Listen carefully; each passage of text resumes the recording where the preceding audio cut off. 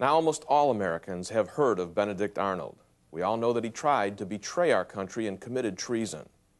But what most Americans don't know is that George Washington cited the discovery of Benedict Arnold's plan as proof that God was protecting the nation and had directly intervened on our behalf.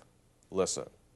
And the journals of Congress themselves indicate many records that the Founding Fathers had strongly Christian notions of what they wanted in the nation, as seen in their days of prayer and thanksgiving and in their proclamations for prayer and fasting. For example, just a matter of a few weeks before they signed the Declaration of Independence, their final plea for reconciliation with Great Britain had been rejected by King George III. And so now they knew that they must go to war. There was no resolving the differences. So understanding that the nation would soon be at war, Congress met. They called for a national day of prayer and fasting, knowing that if we expected to have God's blessings on the nation, we better make sure we were right with God before we went in. And so look at this proclamation given on May the 16th, 1776, by our Founding Fathers. This is what they asked the nation to do. They said that Congress do earnestly recommend a day of humiliation, fasting, and prayer, that we may with united hearts confess and bewail our manifold sins and transgressions, and that we may by sincere repentance and amendment of life, and through the merits and mediation of Jesus Christ, obtain His pardon and forgiveness. Now that's not a bland declaration by the Founding Fathers. They said we need to get a hold of Jesus and make sure that we have a changed life, make sure that we get His pardon and His forgiveness. We need His help before we go to war. That's what Congress called the nation to pray and do before we entered into the Declaration of Independence. Now, sometime after that, we had several occasions where the Congress would document days of prayer and fasting.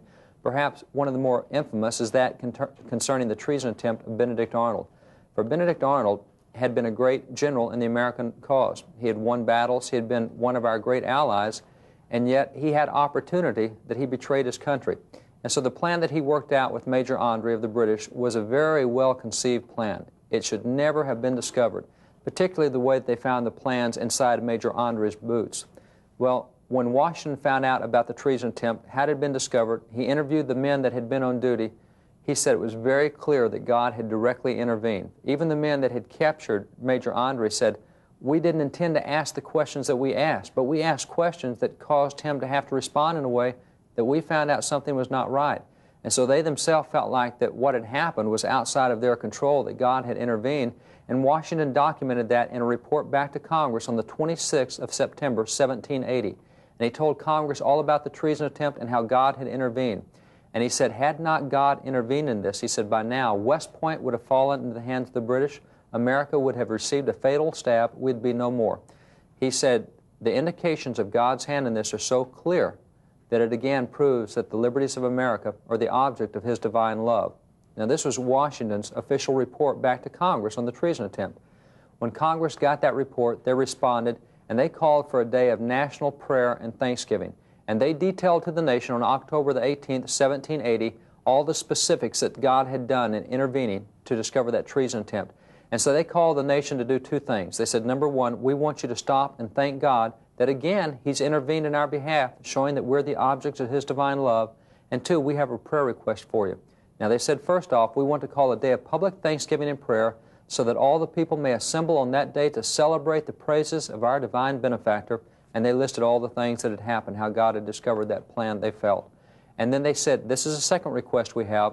They said, we want to confess our unworthiness of the least of these His favors, and we want to offer our supplications to the God of all grace so that we can cause the knowledge of Christianity to spread over all the earth. Now that's the prayer request given by the Founding Fathers in Congress. They said, number one, stop, pray, thank God for what He's done in America, but while you're at it, pray, and pray that the knowledge of Christianity will cover the face of the earth.